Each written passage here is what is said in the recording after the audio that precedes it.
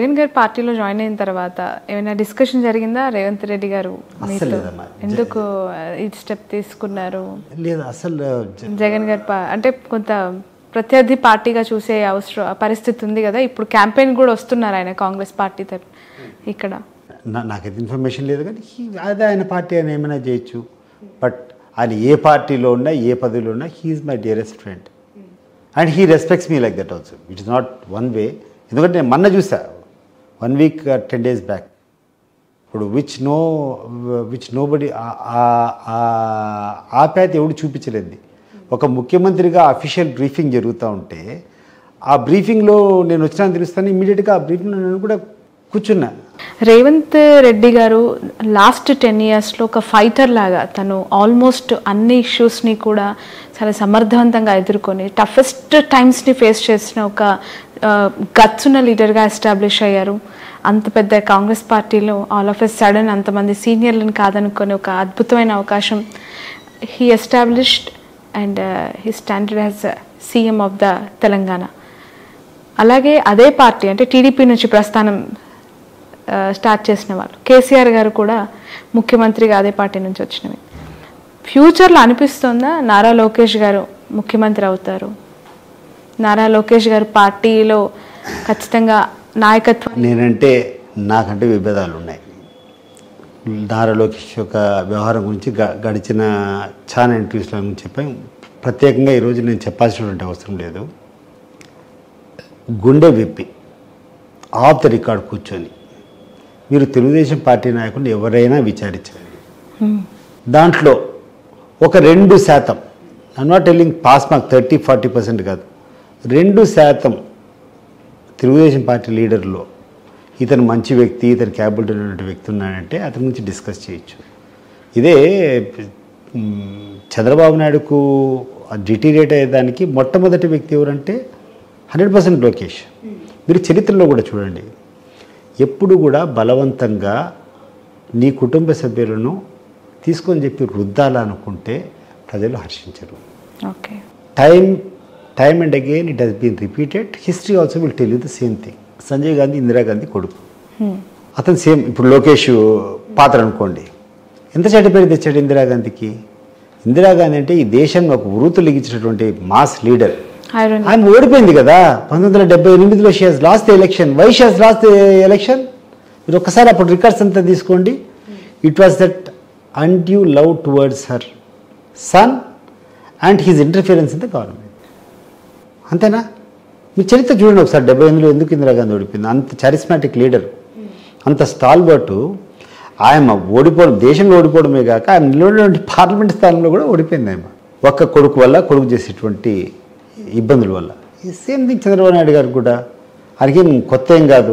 Internal పార్టీలో లోకేష్ గారు, చంద్రబాబు నాయుడు గారు ఒక వర్గంగా, బాలకృష్ణ గారిది మరో వర్గంగా ఏమైనా ఉంటుందా మీరు దగ్గర నుంచి చూసిన వ్యక్తిగా? నాకు అట్లేం లేదమ్మా. ఒకటి, చంద్రబాబు నాయుడు గారిని దగ్గరగా గమనించినటువంటి వ్యక్తిగా మొట్టమొదట్లో ఆయన బాగా విలువలు ఉన్నాయి. మొట్టమొదట ముఖ్యమంత్రి అయినప్పుడు చాలా బాగా రిసీవింగ్ ఉన్నది. లేకుండా ఉంటే ప్రజలకు చేయాలనేటువంటి తాపత్రయం ఉన్నది. వినూత్నంగా జనం లేకపోవాలా, జనానికోసం మనం లీడర్గా ప్రూవ్ చేసుకోవాలి. రాను తగ్గిపోతా క్యాపిటలిస్ట్ మైండ్ పెరిగిపోయింది. అండ్ లోకేష్ గారు వచ్చిన తర్వాత పూర్తిగా అన్ని విలువలు అన్నిపోయినాయి. సార్, ఫైనల్గా చెప్పండి, ఇన్నిసార్లు పోటీ చేశారు, మీకు ఓటు వేయాలని అభ్యర్థించారు, కట్ చేస్తే ఇప్పుడు మళ్ళొకసారి మీ చేరిన పార్టీలో మీ నాయకుడికి ఓటు వేయాలని ప్రజల వద్దకు వెళ్తున్నారు. డిఫరెన్స్ ఎలా ఉంది, రెస్పాన్స్ ఎలా ఉంది, and what is your next political future Satish Reddy garu? ఒకటమ్మా, I don't have any political ambitions. So whatever thing has to happen it happen అని నాకేం ప్రత్యేకంగా ఇంకోట్లేదు. జగన్మోహన్ రెడ్డి గారి దగ్గర పార్టీలో చేరేటప్పుడు ఒకటే చెప్పాను, ఇన్ని రోజులు నా వెంట చాలామంది ఉన్నారు, నాకు సర్వీస్ మోటివ్తో నేను చేస్తాను. నాకు కావాల్సింది ఏంటంటే ఎవరన్నా నా దగ్గరకు వచ్చి సాయం కోరినప్పుడు అటువంటి విషయాలు మీరు నాకు చేయాలా. ఆ తర్వాత ఇంతవరకు నాతో చేయలేని వాళ్ళు తిరిగి నాతో పాటు వస్తారు, వాళ్ళను మీరు నేను ఏ రకంగా కాపాడుకున్నా ఆ రకంగా కాపాడేదానికి నాకు అవకాశం ఇవ్వాలి. అంతకుమించి ఏం లేదని చెప్పి. అండ్ రియలీ ఆల్సో మనస్ఫూర్తిగా ఐ డోంట్ హ్యావ్ ఎనీథింగ్. ఎందుకంటే నాకు I have a very nice family. I don't have any issues with my wife or with my children. నా చిల్డ్రన్ కూడా బాగా చదువుకున్నారు. Almost they completed there studies. They will go for the business. They don't have any bad habits. I have a good understanding wife and God has blessed me with enough money. ఇప్పుడు నేను ఎక్కడ కూడా ఏ రోజు కూడా ₹1 సంపాదించుకోవాలని చెప్పేసుకుంటే అక్రమంగా సంపాదించాలని ఆలోచన చేయకుండా భగవంతుడు ఎందుకో నాకు ఆ విషయంలో, ఇప్పుడు మా దగ్గర రైతులు ఉంటారు, ప్రతి ఒక్కరికి కూడా కొంచెం ల్యాండ్స్ ఉంటాయి. అందరికీ ల్యాండ్స్తో పాటు మాకు మంచి కుటుంబం కాబట్టి నాకు కొన్ని 100 ఎకరాల భూములు వచ్చినాయి. ఆ భూములు అందరికీ 10 లక్షలు అయితే నాకు కోట్లలో అయిపోయినాయి. అంటే ఒక టౌన్స్కు సమీపంగా ఉండడం వలన, దీంట్లో మా వేంపల్లికి సరౌండింగ్ ఉండడమేమో, మామూలుగా నా మాదిరి ఒక 100 ఎకరాలు ఉన్నటువంటి రైతుకు 100 × 10 లక్షలు వేసుకుంటే ఒక 10 కోట్ల ఆస్తిపరుడు అయితే, నాకు 100 ఎకరాలే అసిపికో 100 × 6 కోట్లు. ఈ ఎటువంటి అవసరం లేకుండా భగవంతుడే మాకు కావాల్సినన్ని ఇచ్చాడు. నాకు ఇంట్లో ఇబ్బందులు లేవు, నాకు పెద్ద అంబిషన్స్ లేవు. నా కొడుకులకు బాగానే చక్కగానే చదువుకున్నారు, వాళ్ళ పని ఏదో వాళ్ళు చేసుకుంటారు. నాకు కావాల్సినంత ఉంది. అండ్ పదవి కూడా నేను చూసా. నేను ఎమ్మెల్సీగా చేశా, తర్వాత డిప్యూటీ చైర్మన్గా కూడా చూసా, క్యాబినెట్ ర్యాంక్ చూసా. వేరేదేం లేదు. ఒకవేళ అవకాశం వచ్చి అదైనా రెస్పాన్సిబిలిటీ పెడితే ఏమైనా కూడా చేస్తానికి ready. But I like him as a leader. నేను ఒక గంట సేపు ఆయనతో మాట్లాడాను పార్టీలో చేరేయటం. ఆయనకున్నటువంటి కన్సర్న్ కానీ, తర్వాత ఇటీవల ఆయన బస్ యాత్ర చేసేటప్పుడు 2-3 సందర్భాల్లో అంతపాటి ఆ బస్ యాత్రలో కూడా పోవడం జరిగింది. సో ఆ కన్సర్న్ ఫ్రమ్ ఎక్కడైనా పేదవాడు చూపిస్తే, ఒక అవిటివాడు చూస్తే, ఒక ముస్లింని చూపిస్తే అది ఆ కడుపులోంచి తనుకొస్తుంది. ఇప్పుడు it is not artificial. So నీకు స్పష్టంగా అనిపిస్తుంది. So we're with good leader, we're with a man who has some concern against all the things అనేటువంటిది ఒక ధైర్యము. అండ్ నిజంగా లోకేష్ గారు కానీ చంద్రబాబు నాయుడు గారు కానీ నన్ను ఆ రకంగా ట్రీట్ చేయకుండా ఉంటే ఇంకా ఆ పార్టీలోనే కొనసాగేవాడిని. నాకెందుకో దైవ సంకల్పం ఉన్నట్టుంది.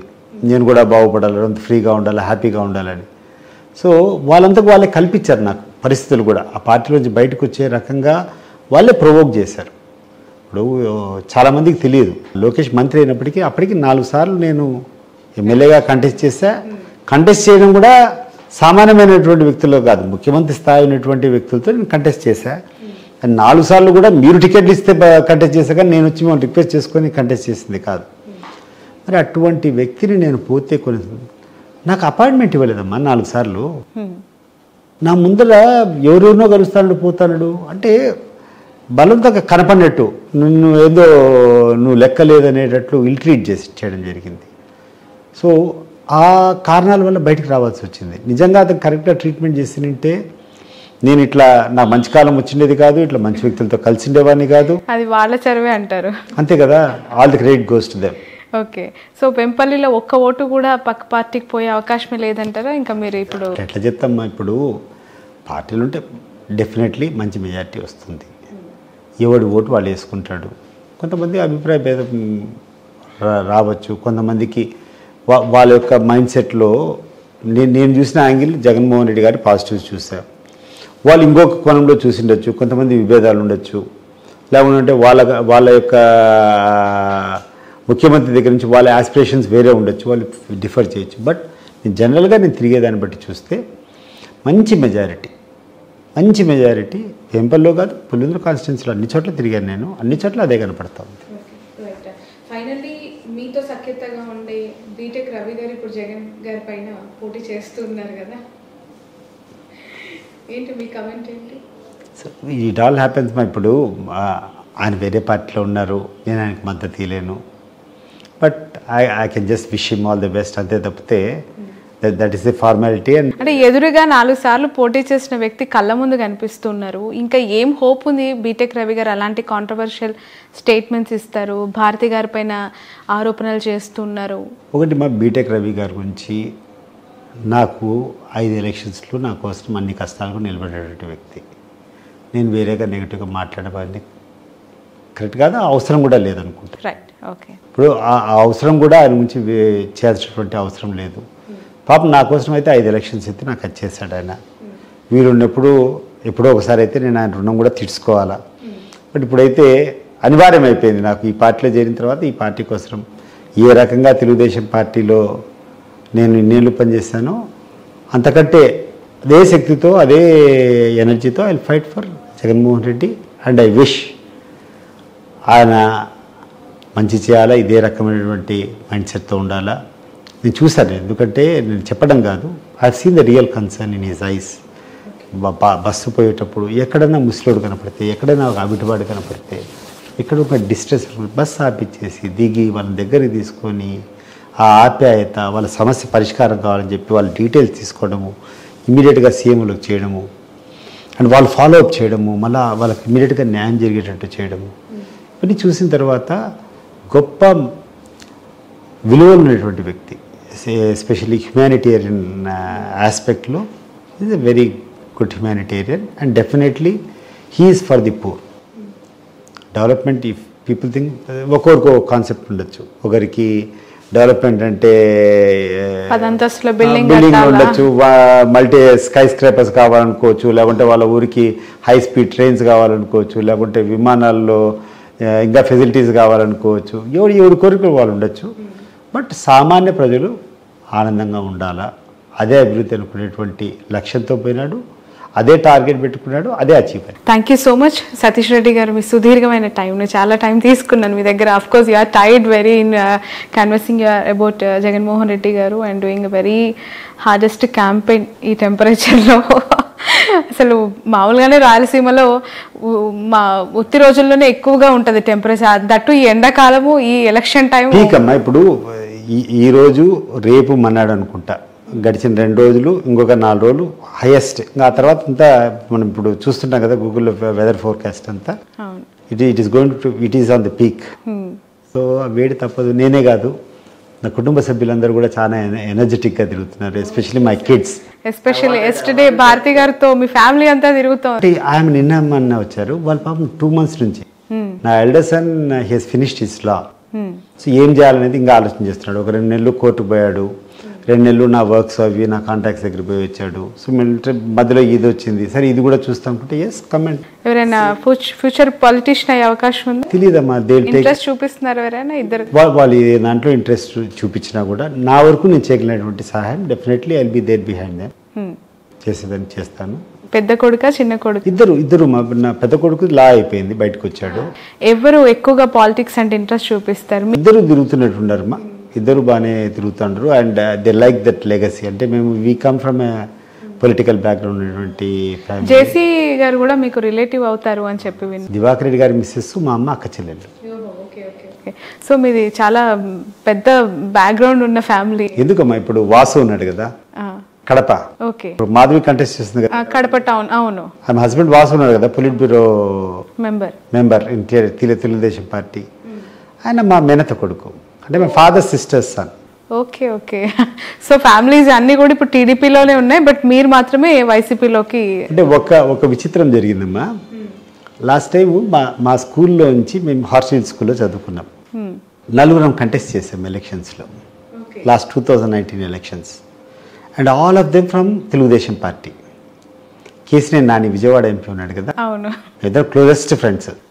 కేసినేని నాని మేమందరం ఒకటే క్లాస్. రమేష్ రెడ్డి గారు, ఇప్పుడు శ్రీనివాస్ రెడ్డి అని చెప్పారు కదా, వాళ్ళ బ్రదర్ రమేష్ రెడ్డి గారు. ఆయన మేము ముగ్గురం క్లాస్మేట్స్. మా జూనియర్ ఒక అమ్మాయి అనీషా రెడ్డి అని ఉండింది.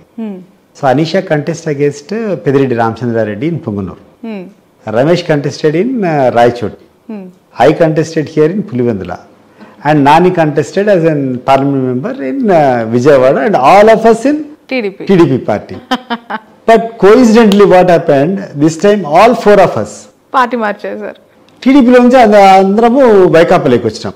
But only Nani is alone contesting. నేను మొన్న చూసాను, అనీషా గారు మీ ఆధ్వర్యంలోనే కదా, ఆధ్వర్యం కాదు కానీ ఆడ కలిసాం యాక్సిడెంటల్ గా జగన్ గారు కండువా. So I was explaining to ముఖ్యమంత్రి గారు ఇది మా లింక్ అని చెప్పి. Okay, nice. Okay, right. Thank you so much Satish Reddy garu. Wish you all the best. అంటే చూస్తూ ఉన్నప్పుడు ఎదుటి వ్యక్తుల అభిప్రాయాలు, వాళ్ళ ఉద్దేశాలు ఏంటో తెలియదు. ఇలాంటి సెన్సిటివ్ ఏరియా, ఫ్యాక్షన్ ఏరియా అని చెప్పి మాట్లాడుకునే ఏరియాలో ఒక purity of affection and love towards the people. మీకు విషయం చెప్పాలమ్మా, నేను గ్రామాల్లో పోయినప్పుడంతా అక్కడక్కడ చాలామంది అన్న మేము ఎప్పటి నుంచో అనుకుంటున్నామన్నా ఇది పార్టీలోకి వస్తే బాగుంటుంది, ఇప్పుడు ఇప్పుడు ఇప్పుడు బాగుందన్నా మాకు అని చెప్పే వాళ్ళు చాలామంది ఉన్నారు. Okay, nice. So now you are very happy. Okay, thank you sir. Wish you all the best, wish you all success. ఖచ్చితంగా మీరు ఇంత సాక్రిఫైస్ చేశారు, ఇది సాక్రిఫైస్ అనే చెప్పాలి. ఎందుకంటే మీరు అనుకున్నది అనుకున్నట్టుగా జరగకపోయినా ఉన్న దాంట్లో తృప్తిగా హ్యాపీగా బతుకుతూ ఉన్నారు. అండ్ మీ సపోర్టు, మీ ఏదైతే పవర్స్ ఉన్నాయో అవన్నీ కూడా మీ లీడర్ని గెలిపించుకోవటానికి కృషి చేస్తూ ఉన్నారు. Still in same constituency. That is the greatest part I can say. Thank you so much. Wish you all the best, wish you all success. ఇది పులివెందుల నియోజకవర్గం వెంపల్లి గ్రామంలో ప్రస్తుతం మనం సతీష్ రెడ్డి గారి ఇంట్లో ఆయన ఇంటర్వ్యూ చేసిన పరిస్థితి. మొత్తానికి రాష్ట్రం మొత్తం జగన్మోహన్ రెడ్డి వేవ్ కనిపిస్తోంది. కామన్ పీపుల్ నుంచి, సాధారణ ప్రజల నుంచి ఒక మూడ్ జగన్మోహన్ రెడ్డి వైపే కనిపిస్తూ ఉంది. కాబట్టి ఆయన గెలుస్తారని చెప్పి ఆయన చెప్తూ ఉన్నారు. చాలా ఇష్టపూర్వకంగా జగన్ దగ్గర నుంచి చూసిన ఉన్న వ్యక్తిగానే వైసీపీలోకి రావడం జరిగిందని కూడా ఆయన మాట్లాడుతున్నారు. That's all for now.